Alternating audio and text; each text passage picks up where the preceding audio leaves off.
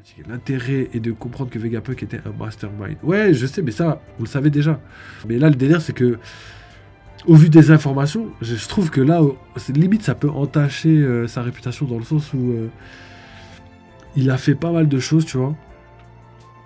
Et au final, le fait qu'on sache qu'il était au courant de tout et qu'il s'est auto-supprimé la mémoire, et à quoi ça sert, tu vois? Alors qu'il aurait tué, par exemple, York, directement, ou il l'aurait enfermé ou supprimé ou fait disparaître d'une certaine manière sans forcément la tuer, je sais pas, il l'envoie à Elbaf, il l'enferme là-bas et il demande à, je sais pas, à ses amis géants ou à Shanks de le capturer, et le gouvernement mondial était coincé, était obligé de faire mine de rien savoir en attendant de trouver une solution pour contrôler tout ce qui est SSJ, Séraphin, Mother Flame surtout.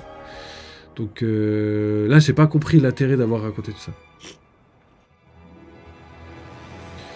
Et Sashi, ok. Ça explique pourquoi il ne pouvait pas rester en vie. Ouais, ça explique pourquoi il ne pouvait pas rester en vie, mais au final, il aurait pu rester en vie, comme je t'ai dit. Parce que le fait qu'il soit le seul Vegapunk contre le gouvernement, enfin que tous les Vegapunk restants soient contre le gouvernement, ils auraient pas laissé faire le gouvernement mondial pour les tuer. Et dans tous les cas, il aurait pu écrire son message, et au moment où il meurt, le message se serait diffusé dans tous les cas. Donc je comprends pas l'intérêt de rajouter tout ça. Mais je pense qu'il y a une raison. Peut-être qu'on la connaîtra pas aujourd'hui, peut-être pas dans les mois qui suivent, peut-être pas dans les années qui suivent, mais peut-être que la raison va prendre tout son sens, je sais pas, plus tard. On verra. Et sachez aussi sur la théorie du Mont Corvo, donc c'est drôle. Quelle théorie? J'aimerais bien avoir la théorie. Donc ça nuance toute sa vie, ça lui apporte une belle fin pleine de sagesse. Je sais pas. Ouais, peut-être, mais je sais pas. Pour moi, déjà, il est pas totalement mort.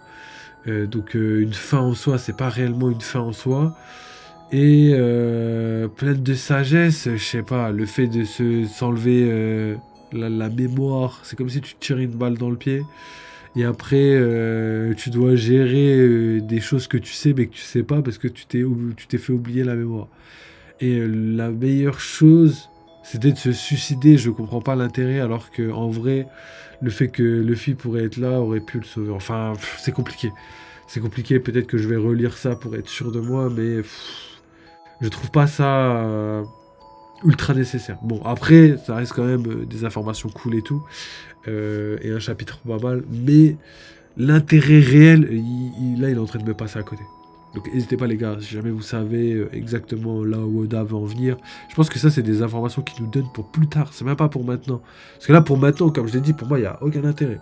Mais pour plus tard, je pense que ça pourrait avoir un intérêt, comme par exemple pour la prochaine utilisation de Mother Flame, pour la réapparition de tout ce qui va être SSJ, unité scientifique, tout ça dans le futur, pour la Grande Guerre par exemple.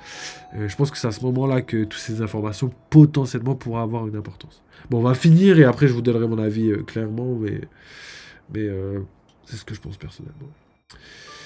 Alors, Vegapunk, Shaka, ok. Après les enregistrements, Vegapunk, Shaka et Pythagore ont effacé leurs souvenirs des 2 dernières semaines. De cette façon, leur plan ne sera jamais dévoilé, sachant que la connaissance du fait que York est un traître sera également effacée.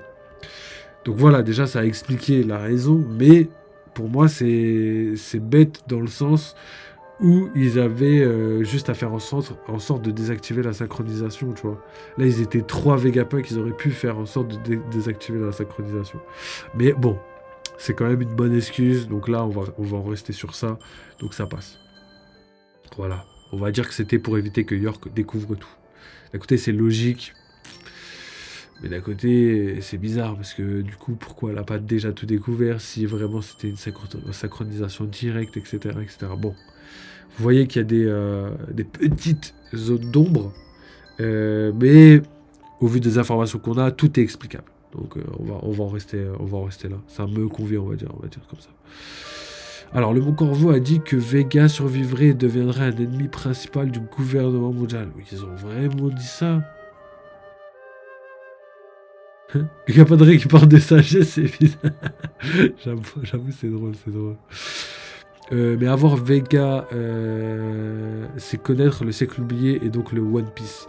Pas tout à fait, parce que Vegapunk lui-même n'avait pas toutes les informations par rapport au One Piece, n'avait pas toutes les informations par rapport au siècle oublié, hein, il l'a dit quand même.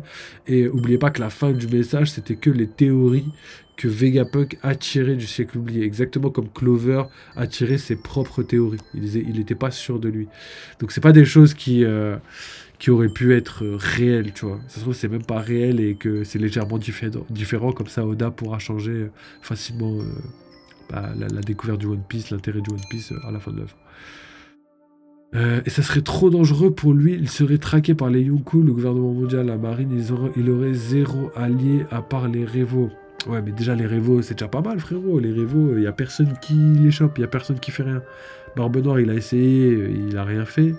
Le gouvernement mondial, ça fait des années qu'ils poursuivent, il a rien fait. Donc c'était le meilleur endroit à partir, tu vois. Au contraire, les révolutionnaires, c'était vraiment la porte de sortie parfaite, mais vraiment parfaite. Ok, donc Vegapunk qui dit le désastre qui va se produire est précisément ce qui amènera notre victoire. Lorsque Vegapunk s'est réveillé après l'effacement de sa mémoire, il a trouvé une note laissée par lui-même disant que leur recherche avait été divulguée au gouvernement mondial et qu'il allait bientôt mourir. Note de Vegapunk.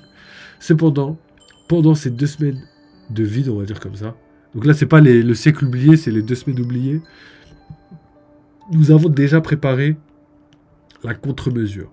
S'il vous plaît, croyez en vous et mourrez. Et encore une chose. Soudain, la scène change. Au moment où Vegapunk, donc avec Sanji, Atlas et Franky, chevauchaient le Vegatank numéro 8 vers la partie inférieure d'Egghead, pas l'intention de remonter et qu'il reste. Donc d'Egghead. Il a pas donc je pense qu'il dit à Sanji qu'il n'a pas l'intention de remonter et qu'il restera sur la partie inférieure d'Egghead. Donc Vegapunk dit à Sanji, bon, c'est 2 fois la même phrase. Ça, je vais l'enlever. Donc Vegapunk, j'ai l'impression que si je meurs, quelque chose d'important va se produire. Sanji, bien sûr que ça va faire du bruit, je ne peux pas vous laisser mourir. Vegapunk répond, s'il te plaît, je t'en supplie. Et aussi, et du coup Sanji dit quoi ? Dans la dernière page du chapitre, nous revenons au présent. Les géants célèbrent le fait qu'ils sont avec leurs amis. Nous ne voyons que les géants, pas l'équipage complet du chapeau de paille. Donc après, je pense qu'ils sont quand même tous là. Mais il y avait Robin qui était dans la cabine, etc. donc c'est logique. Les géants, donc voilà, qui crient, qui sautent. Un toast sur les retrouvailles avec nos amis. Je suis mort. Usopp fait la fête sur la main de Dory et Brogy. De Dory plutôt, et Brogy attrape Luffy qui est toujours en forme ridée, et Chopper est sur la barbe de Brogy. Tous heureux, sauf Luffy qui ne peut rien fêter parce qu'il ne peut pas bouger dans sa forme ridée. Je suis mort. Et du coup, Luffy qui dit attendez, on fêtera plus tard, parce que lui il peut pas fêter. Donc du coup, il est obligé de récupérer la troll seum. Et du coup, Dory et Brogy qui sont là en mode Gababa et qui rigolent pendant que nous regardons la célébration. Nous pouvons lire ce que Vegapunk voulait dire à Sanji et Egghead. Et Vegapunk dit oh, et à propos du One Piece, je souhaite que ce soit votre équipage qui l'obtienne. Donc voilà, c'est vraiment pas mal. C'est vraiment pas mal, je trouve, que c'était une masterclass pour la fin de Vegapunk, entre guillemets, même si le dernier chapitre, là, ce chapitre-là, en vrai, il est pas mauvais. Moi, j'aime bien tout ce qui a été dit. J'aime bien, c'est cohérent. Au final, il y a une finalité à tout ça. Mais je me demande l'intérêt réel de tout ça. Est-ce que ça valait vraiment le coup de raconter tout ça? En fait, tout dépend de l'émotion qui va être transmise de ces scènes-là, tu vois. Là, en fait, vu qu'on lit les spoils, l'émotion, elle est pas là, tu vois. Donc peut-être que je vais changer d'avis. Même sûrement que demain, je changerai d'avis parce que justement, tout ce qui va sortir là sera beaucoup mieux écrit avec des belles scènes, des belles images et tout. Et que, voilà, tout ce que Vegapunk a dit et a fait dans cet arc, servira justement dans les prochaines pages de chapitre, je pense. Hein. Donc on va en rester là sur ce chapitre qui était plutôt pas mal en vrai. Hein. J'ai bien kiffé. Hein. On a quand même des grosses révélations par rapport à Mother Flame, par rapport aussi au passé de Vegapunk. Enfin, le passé d'il y a 2 semaines de Vegapunk et de York, de Pythagoras, des Vegapunk, des satellites et tout. En général, on a eu des informations par rapport aux armes antiques. Mother Flame, j'ai déjà dit, par rapport à Shanks et comment il s'appelle notre ami Joy Boy. Donc voilà, on a quand même pas mal de choses.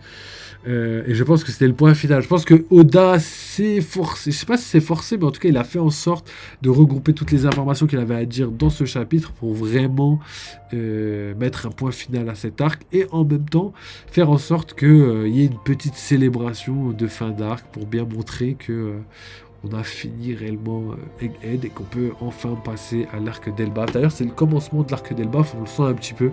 Les géants sont là, les chapitres commencent à être habillés en mode Elbaf. Hein. Je dis ça parce que voilà, on voit par exemple Emmet qui portait les tenues traditionnelles d'Elbaf. On voit que le bateau où se trouve Luffy. Aux dernières nouvelles, c'est une architecture d'Elbaf, hein, donc c'est des dracars. On a aussi les géants qui sont là. Donc il y a ce petit truc qui fait que Oda nous emmène petit à petit à Elbaf et c'est assez sympa. Franchement, j'ai kiffé de ouf. Les Révos, ils se seraient fait traquer par tout le monde, ils auraient pas pu gérer les Yonko et la marine. Non, les Révos, ils font ce qu'ils veulent, frérot. Les Révos, ils font vraiment ce qu'ils veulent. Les Yonko, ils s'en battent les steaks de Vegapunk. Jamais ils seraient partis chercher Vegapunk. Et aucun intérêt. Même Barbe Noire, frère, même lui, tu vois, il est même pas là, alors qu'en vrai, il a préféré aller voir Punding en territoire de Big Mom que de venir chercher un satellite de Vegapunk ou quoi que ce soit d'autre. Alors qu'ils étaient là, hein, ils étaient sur l'île, les Barbe Noire. Barbe Noire avait envoyé des hommes là-bas, mais c'était pas du tout pour Vegapunk, ils s'en battaient les steaks. Donc non, pour moi, je pense que les Yonko s'en battaient les steaks, ils auraient très bien pu survivre avec les révolutionnaires aisément. Vraiment aisément. Surtout s'ils restent avec Sabo, avec Dragon, c'était impossible. Qui va faire quoi, s'il te plaît?